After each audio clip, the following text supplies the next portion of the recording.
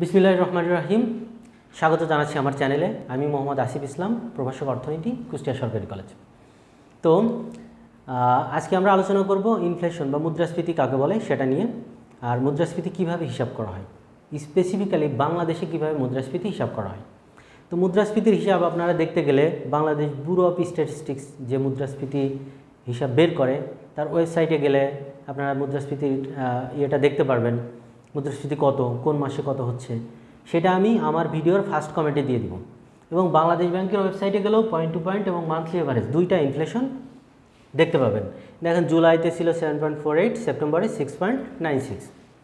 এই দুইটা ইনফ্লেশন কিভাবে হিসাব করে, মানে বাংলাদেশে কিভাবে ইনফ্লেশন হিসাব করা হয় সেটা আমি একটু দেখাবো খুব সহজে, মানে যে কোনো ব্যাকগ্রাউন্ড সায়েন্স থেকে আসলে সে জীবনে অর্থনীতি পড়ে নাই, তারপরে সে বুঝতে পারবে।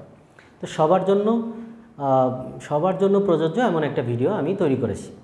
তো এর একটা উদ্দেশ্য আছে যে আমরা যখন ব্যাংকে ভাইভা দিতে যেতাম তখন এই দুইটা টার্ম ইনফ্লেশন রেট কত সেটা বাংলাদেশ ব্যাংকের ওয়েবসাইটে ঢুকে ইকোনমিক ডাটাতে ক্লিক করে তখন ইনফ্লেশনে ক্লিক করে এই রেটটা দেখে পড়ে যেতাম। তো তখন মনে প্রশ্ন থাকতো এই দুইটা কী, তো তখন আসলে উত্তরটা তৈরি করেছিলাম, কিন্তু ইউটিউব বা ইন্টারনেটে সরাসরি এই দুইটা কি সেটা দেয়া নাই। তো এই দুইটা যাতে সরাসরি পাওয়া যায় সেই উদ্দেশ্যেই ভিডিওটা তৈরি করা। ঠিক আছে, তাহলে শুরু করা যাক। প্রথমে আমরা ইনফ্লেশনের একটা জেনারেল সংজ্ঞা দেখি। যদি একটা দীর্ঘ সময় ধরে ক্রমাগতভাবে সাধারণ দাম স্তর বাড়ে তখন তাকে মুদ্রাস্ফীতি বলে। যেমন রমজান মাসে যদি দাম বাড়ে সেটা একটা স্বল্প সময়ে বাড়ে, দীর্ঘদিন হলো না, আবার ক্রমাগতভাবেও বাড়ে না, কারণ রমজানের শুরুতে বাড়ে সেটা পুরো রমজান থাকে। তাহলে এইটা কিন্তু ইনফ্লেশন না। তাহলে দীর্ঘদিন ধরে ক্রমাগতভাবে সাধারণ দাম স্তর বাড়বে, মানে সমস্ত দ্রব্যের দাম ক্রমাগত বাড়তে থাকবে, তখন তাকে মুদ্রাস্ফীতি বলা হয়। তাহলে মুদ্রাস্ফীতির দুইটাভাবে হিসাব করা হয়, একটা হচ্ছে point to point, monthly average, দুইটা বাংলাদেশে। তো এটা কিভাবে করা হয় সহজভাবে দেখাই। সেটা হচ্ছে পয়েন্ট টু পয়েন্ট হিসাব করা হয় এইভাবে যে দুইটা পয়েন্টের সাথে তুলনা করা হয়। দুইটা পয়েন্ট, একটা হচ্ছে মনে করো এখন কি মাস, এই মাসটা ধরি জুলাই 2022 আর জুলাই 2021। এই যে জুলাই 2022 এই মাসের সাথে জুলাই 2021-এর সাথে তুলনা করা হচ্ছে। এই যে এই বছরের এই মাসের সাথে ঠিক পূর্ববর্তী বছরের ওই মাসের যে তুলনা করে যে ইনফ্লেশনটা বের করা হচ্ছে তাকে আমরা বলছি পয়েন্ট টু পয়েন্ট ইনফ্লেশন। ঠিক আছে, এটা কিভাবে করা হয় খুব সহজভাবে দেখাচ্ছি আমি, একটা সিম্পল একটা মেকানিজমের মাধ্যমে। আমি অত সূত্রে যাব না। এই যে বাংলাদেশ ব্যাংকের ওয়েবসাইটে গেলে আমরা ইকোনমিক ডাটা এবং ইনফ্লেশনে যে আমরা জুলাইতে গেলে 7.48 পয়েন্ট অফ ইনফ্লেশন পাবো। তো এটা কিভাবে হয়েছিল সেটা দেখা যাক। এখানে আমি বিবিএসের ওয়েবসাইটে থেকে ডাটা নিয়েছি। আমি তো বলেছি যে বিবিএসের ওয়েবসাইটের লিঙ্কটা আমি ফার্স্ট কমেন্টে দিয়ে দেবো। তো বিবিএসের ওয়েবসাইটে জুলাই 2022-এ সিপিআই ছিল। সিপিআই মানে কনজিউমার প্রাইস ইন্ডেক্স। ঠিক আছে, ওইটাতে আমি পরে আসছি। জুলাই 2022-এ ছিল 315.13 এবং সিপিআই জুলাই 2021-এ ছিল 293.19। ঠিক আছে, তো এইটাকে ধরেন এ ধরি আর এটাকে বি ধরি। ঠিক আছে, তাইলে এখন একটা সিম্পল সূত্রের মাধ্যমে পয়েন্ট টু পয়েন্ট ইনফ্লেশন বের করা হয়।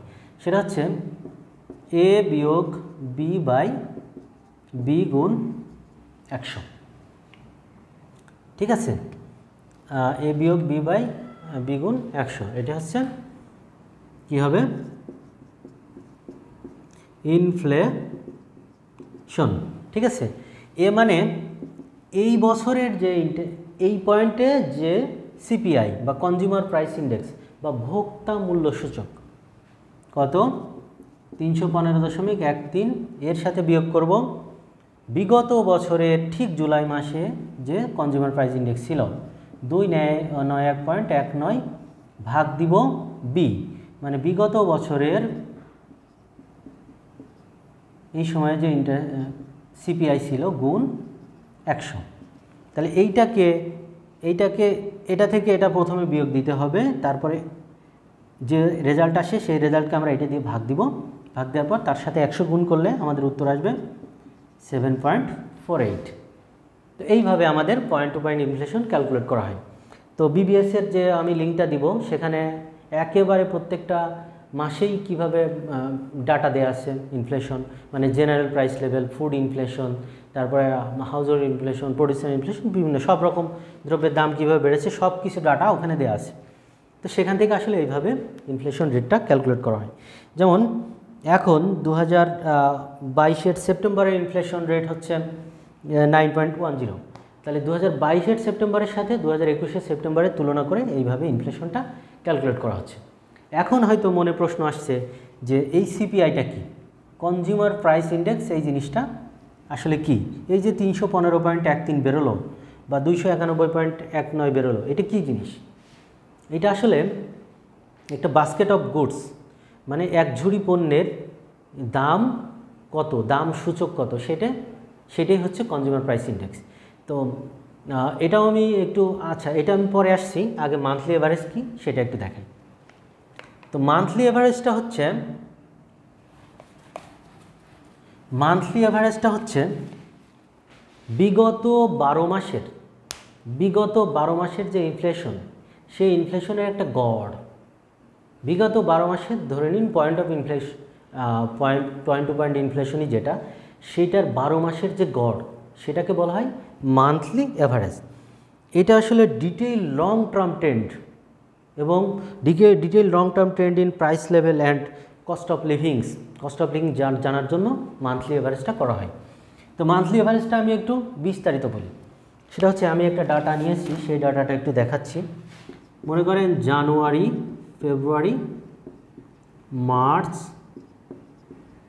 এপ্রিল, 4 মাস নিলাম। জানুয়ারিতে ধরুন সিপিআই ছিল বা ইনফ্লেশন ছিল 10, ফেব্রুয়ারিতে 12, মার্চে 11, এপ্রিলে 14%। এটা ধরে নিচ্ছি, ঠিক আছে, একটা এস্টিমেটেড ডাটা। এখন যদি আমি বলি যে 3 মাসের মান্থলি এভারেজ কত হবে, তখন আমি কি করব? মার্চে আমরা 3 মাসের মান্থলি এভারেজ বের করতে চাচ্ছি। তাহলে আমি এই 3টাকে যোগ করব। 3টাকে যোগ করলে কত হয়? 3 × 10 = 30 আর 3 = 33। 33কে 3 দিয়ে ভাগ দিলে কত হয়? 11%। এই যে 11টা বেরোলো, এটা 3 মান্থ মান্থলি এভারেজ। এটাকে মুভিং অ্যাভারেজও বলা হয়, 3 মান্থ মুভিং অ্যাভারেজ। এখন যদি আমি এপ্রিলে বের করতে চাই, তাহলে এপ্রিলে বের করলে এই 3 মাস যোগ করবো। এপ্রিলে আমি 3 মাসের মুভিং অ্যাভারেজ বা মান্থলি অ্যাভারেজ বের করতে যাচ্ছি। তাহলে কত হবে? 3 × 10 = 30, 4 আর 1 5 আর 2 7, তাহলে 30 আর 7 আসবে হচ্ছে 37।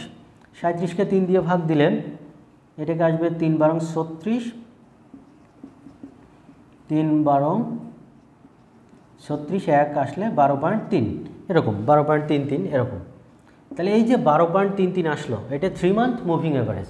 তো বাংলাদেশ ব্যাংকের ওয়েবসাইটে যে মান্থলি অ্যাভারেজ ইনফ্লেশন রেট দেওয়া আছে, সেটা হচ্ছে বিগত 12 মাসের যে মুদ্রাস্ফীতি, তার গড় হচ্ছে কত সেটা।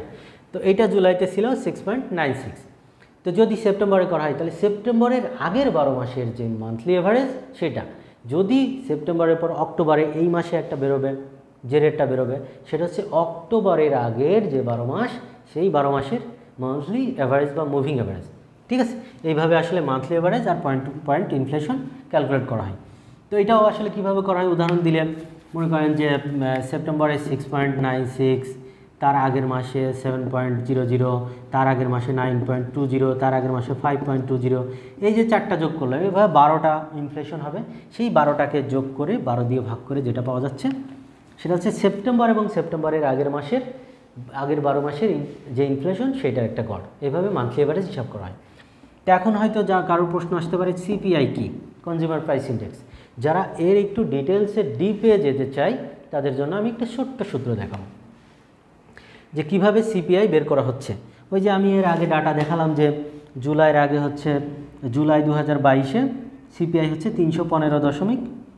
এটি কীভাবে আসছে দেখেন, সিপিআই মানে হচ্ছে কনজিউমার প্রাইস ইন্ডেক্স।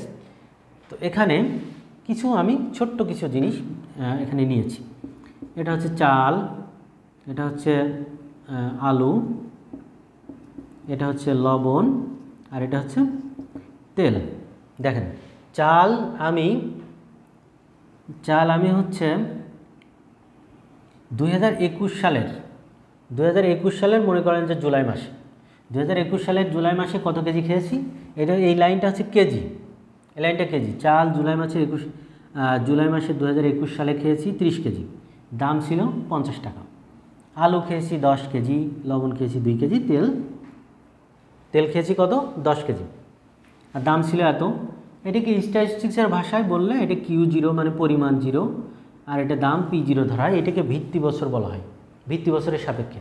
তো বাংলাদেশ ব্যাংকের যে ওয়েবসাইটে যেটা আছে সেটার ভিত্তি বছর কিন্তু 2005-06। তো 5-6-এর ভিত্তিতে এটা হিসাব করো, ঠিক আছে। তো আমরা 1 বছর আগের ভিত্তিতে হিসাব করছি। 1 বছর আগের ভিত্তিতে তাহলে আমার জুলাই মাসে মোট চাল বাবদ কত খরচ হয়েছে, সেটা হচ্ছে 30 কেজি গুণ প্রতি কেজি 50 টাকা, 1500 টাকা। আলু বাবদ খরচ হয়েছে, এই দুইটা গুণ করলে মানে P0 আর Q0, এই সারি আর এই সারি গুণ করছি, 10 গুণ 30 300। লবণ বাবদ 2 কেজি লবণে 80 টাকা, তেলে 10 কেজি তেল 160 টাকা দরে 1600 টাকা। আমার মোট খরচ 3480।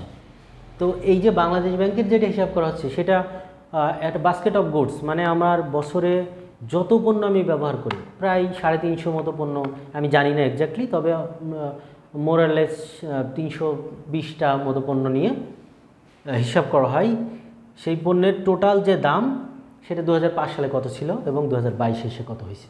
তো আমরা এখন হিসাব করছি 2021 সালে কত ছিল আর 22 এসে কত হয়েছে। তো 21 সালে আমার এই পণ্যগুলো ব্যবহারের জন্য আমার মোট খরচ হয়েছে কত, 3480 টাকা। এখন 2022 সালে দেখি, 2022 সালে কিন্তু চালের দাম কত হয়েছে, 60 টাকা, আলুর দাম কত 35, লবণের দাম 45, তেলের দাম 180। এটা কিন্তু আমি একেবারে ডাটাটা ধরে নিয়েছি, এটা বাস্তবের সাথে কোনো মিল নাই। তো তাহলে আমার চাল বাবদ খরচ এই বছর 30 কেজি গুণ 60 1800, আলু বাবদ খরচ 350, 35 গুণ 10 কেজি, লবণ বাবদ খরচ এইটা, তেল বাবদ খরচ এইটা ধরে নিয়েছি আমি। 21 সালে যা খেতাম সেই পরিমাণই খাই, এবার দাম বেড়েছে, তাহলে আমার মোট খরচ হচ্ছে 4040 টাকা। তাহলে আমাদের ইনফ্লেশন সিপিআই কিভাবে বের করব, সিপিআইটা বের করতে হয়, এইটা আমি পিএন মানে এই বছরের দাম ধরেছি, তাহলে এইটা আর এইটা গুণ করলে পিএন Q0, তাহলে এইটা P1 Q0 আর মোট কত 4040, তাহলে summation PN Q0 by summation P0 Q0 গুণ 100। এত সূত্র দেখার দরকার নেই, হিসাবে হচ্ছে 2022 সালের মোট খরচ বাই 2021 সালের মোট খরচ গুণ 100। তাহলে এইটা আর এইটা এইভাবে করলে আমাদের সিপিআই আসে কত 116.09, ঠিক আছে।